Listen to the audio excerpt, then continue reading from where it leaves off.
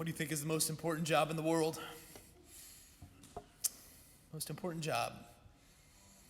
A lot of people will say, like on surveys and stuff, like President of the United States, duh.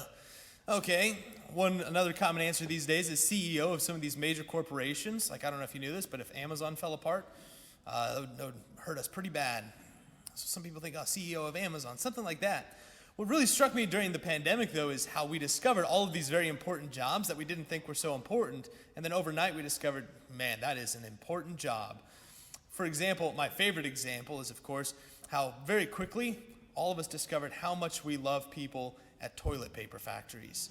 Like, I don't know if you remember the great toilet paper crisis of 2020, but all of a sudden, just every night we were praying for the Charmin employees, and please, God, protect them. And we were like, oh man, that's an important job. We discovered how important, how important farmers are, but how important meat packers are, how important people that just work at a grocery store are. All of a sudden we discovered, oh, I guess I don't really just get all my food to my table all by myself, do I? I guess I really do rely on a few others to make that happen for me. When all of a sudden parents became the new substitute teachers, parents discovered, man, I love teachers so much. We discovered all these jobs that we easily overlooked. We're like, oh, those are a little bit more important than I thought they were. And then even today, just kind of on the flip side of that, some of those jobs still go unfilled, and we feel the sting of that. Even just some of the jobs that we would never think we would have to worry about. It's like, wait a second, I can't go do this, I can't do this because you don't have enough people to work. Like, wait, what? And we discover how difficult that can be, just and imposes on our life so quickly. I was at a conference last year, and one of the speakers got up, this guy, and he's like uber successful. He's one of those like management consultant guys, and he works with those Fortune 500 companies, and he works as the main consultant for some very famous airlines, very famous tech companies. But he gets up at this conference, and he's a Catholic, but he gets up and he asks the question, what do you think is the most important job? And people throw out the very predictable answers. And then he just very seriously, just very simply, but very seriously says, the most important company in the world is every single Catholic parish. The most important job is to be the pastor of that parish or to work in collaboration with the pastor to fulfill the mission of that parish. That's the most important job. And he just kind of said it like he didn't have to prove it. But again, you think through it and you realize why he would say that. Because he knows better than probably many of us, but he knows just how restless the human heart can be, and that it's only Christ that fulfills that. He knows that principle. And so he, better than many of us, because he works with these very famous, very wealthy, very successful business people, that's his job, is to work with them. He knows that as successful as they are, they still have that same restlessness that each and every single one of us has. And he knows that the place that you find that is in Christ. And where is the majority of people? Where are they going to find Christ? At the Vatican? No. The Pope? No. If the Pope dies tonight, things are going to keep rolling. It's going to be okay. That's not it. The majority of people, 99.9% of people, are going to run into Christ in and through their local parish. And so he just says it very plainly, very simply. The most important place is here. It's this parish. This is where people will encounter Christ. The big question, though, for us today is, do we recognize that? If I would have started with the question, hey, which one's more important for the future of the world? Apple or St. Paul? People would be like, well, Father, we love St. Paul. You know that. But, Apple's a pretty big deal. Kind of important. It's like, no, we should easily and very confidently say, more important than Apple itself, more important than Amazon, more important than any other, you name it. St. Paul is more important than any of those. Apple can go under tomorrow. The world will be okay. But without St. Paul, without the local Catholic parish, then we get in big trouble. We should easily be able to say that. But in order for us to be able to say that, we need to begin to see as Christ himself sees. To see things as he sees them. Because when Christ looks around at the world, when Jesus himself looks around at the world, he doesn't see things like we see them. If you go read the news today, then you're going to discover that when most people look around and see the world, top stories are, economic injustice, that's the issue here. Racial inequality, that's the issue here. Political corruption, that's the issue here. That's how we begin to see the world and how we're trained to see the world around us. That's not how Jesus sees the world around him. We're told today in the gospel, Jesus looks around and he sees it in a very particular way. And he sees it and he says, they were troubled and abandoned. That's how he sees us, troubled and abandoned, like sheep without a shepherd. We talked about this a couple weeks ago, I think. Maybe 5, maybe 6. It was a while. But I talked about how many of us follow those influencers on social media. That's who we hook our wagon to start mixing metaphors and start following after them. We start hooking our wagon to whatever person is speaking on the news that day. And we allow them to shape how we see things. But when we begin to see as Jesus sees, we see, no, like there's something else going on. And how does Jesus respond? Does he get super angry? Does he start yelling at people? No, we're told right at the beginning, Jesus' heart was moved with pity for them. Literally, I don't like the English translation, you already know that. But like Jesus, his stomach turned over. That's what that turn of phrase means in the original. Like his stomach turned over. It's that very visceral, gut-wrenching feeling that I'm sure you've had at least one point in your life. That's how Jesus felt when he saw them. It's not anger. It's not he wants to yell at people. It's just that gut-wrenching feeling, a very visceral reaction to that. That's the question, do we see the world that way? When we look around at our neighbors, at our family, at our friends, do we see them in that way?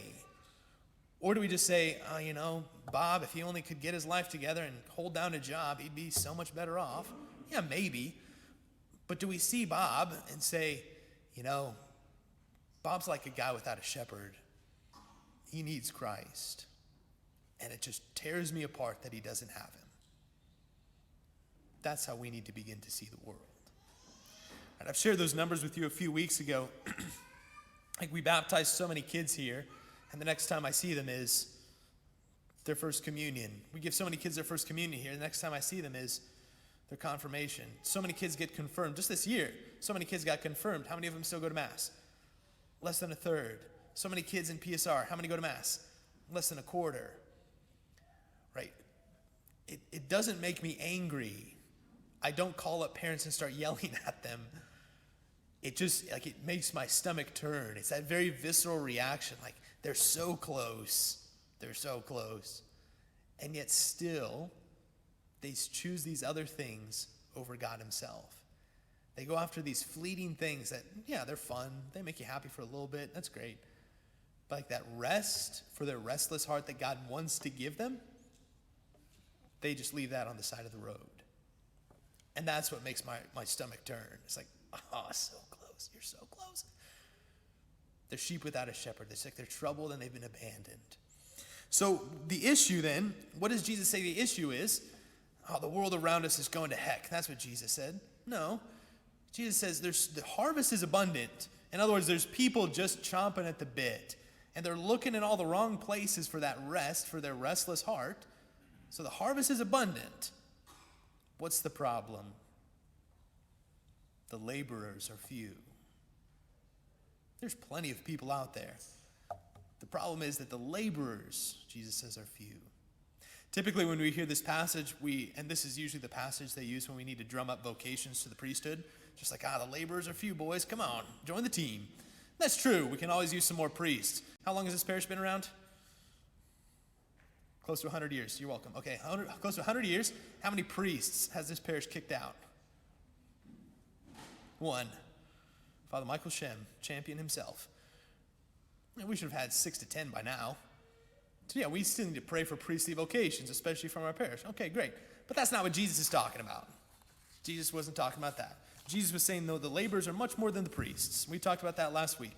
At the end of Mass, the command is not, go, Father Michael has more work to do, so please get out of his way. The command is go, she is sent. You are sent. The church is sent. Each and every one of us has been sent to do this mission. When Jesus sends out the apostles today, that's us now. He sends us out. So again, go look at our gospel. Jesus follows a very famous pattern that we're going to start seeing a lot as we go through these next several weeks. And we continue to read through the Gospel of Matthew. Jesus gives us a very famous pattern for how he does this. He calls people by name. He calls them by name. He then empowers them. And then he always, always, always sends them out. He never stops at step one. It's never, hey, come hang out with me because I'm lonely. I need some friends. No, Jesus says, come follow me by name. And then he empowers them, and then he sends them right back out. Have you ever been to the ordination of a priest? If you haven't, you should go. They're really cool. But the day I go to ordain a priest, that's the same pattern we follow even to this day. The young men are sitting there, and then the deacon gets up to not just say, hey, would anybody that likes to be a priest today come on up, get up here, please. No, the deacon stands up and one by one calls the men forward by name. Michael Gerard Brungard. You stand up and you say, present. Here I am. Then as the ceremony goes on, the young men come forward and they'll lie prostrate on the ground in front. This great symbol of laying down their lives, right? Handing their lives over to God himself. Then what happens? They stand up and the bishop lays hands on them and prays the prayer of ordination. So they've been called by name. Then what happens? They're empowered. So what should we expect next? For them to get sent out. The very next thing that happens in the ordination is they're given their vestments. So the priests are then clothed with their new vestments. Their hands are anointed with the sacred chrism, and they're given a paten with bread on it and a chalice with wine in it. So it's like the tools for their job they've now been handed. Like they're commissioned. They're sent out for their new job. This is what Jesus does. He calls people by name. He then empowers them, and he sends them out. This happened to each and every single one of you. Unless you're not baptized. But this happened to each and every single one of you on the day of your baptism. If you haven't been to the baptism of some kid, show up. Just ask me. I'll tell you when the next one is. They're public events. You're invited. At a baptism, the very first thing that happens, what does the priest ask the parents? What name do you give your child? First question, what name do you give your child? Why? So that we can begin to call that child by name. God calls us by name. Then what happens? As the ceremony goes on, then we baptize that kid. The kid is empowered. Their life is changed. Later on in confirmation, it will change once again. Each and every time we attend Mass, our lives are changed. We're empowered once again. Okay, what happens next in the baptism? The kid has chrism smeared on top of their head, so it shows that they have a new mission. They smell different. Right? They have this new mission in life. They're clothed with a white garment. They have this new job. So they begin, and by these symbolic actions, we show they're part of this church now. They're part of the she that is sent out. This happened to each and every single one of us. Right? This is not just Father Michael and his cool day of ordination. No, each and every single one of us, the day that we were baptized, signed up for this. What's the problem, though? Some of you did sign up for this. Others of you, probably most of us, had somebody else sign us up. I was less than a month old when my parents signed me up. Right, that's the issue. And we talked about that a lot during rerouting. Okay, at our baptism, we didn't really have any say in it. And so what we have to do as we grow up is we have to very consciously say, I will lay down my life. God's going to continue to his part. He's going to do his part every single day. He's going to call us, empower us, and send us. The one part in the equation that's our part is for us to say, present. Here I am. Send me. That's our job. We have to say, all right, here I go. Send me. It's a great act of faith that we talked about. So, okay, Jesus calls us by name. In response to everything that he's done for us, we show up and we say, yeah, here I am, Jesus, send me. He empowers us, and then he sends us out. Where? Is anybody paying attention? Where is Jesus going to send you? Jesus tells them, do not go into pagan territory or enter a Samaritan town. Go rather to the lost sheep of the house of Israel. The first part of Jesus' mission is always to the lost. Later on, like in the Acts of the Apostles, we're going to hear that he sends them out all the way to the ends of the earth. Beautiful. But it always begins with the lost. Jesus tells that very famous parable about the lost sheep. 99 sheep sitting there fine, but he goes after the one that's lost. That's what he's saying. We need to go after that lost sheep. We all know those people that are part of the fold, the good Catholics that have been lost, that have gone the wayward way. One of the guys, I don't know. Okay, good. didn't want to embarrass him in front of everybody. One of our wonderful parishioners, for some reason, took what I was saying seriously, go figure, and he decided to do something.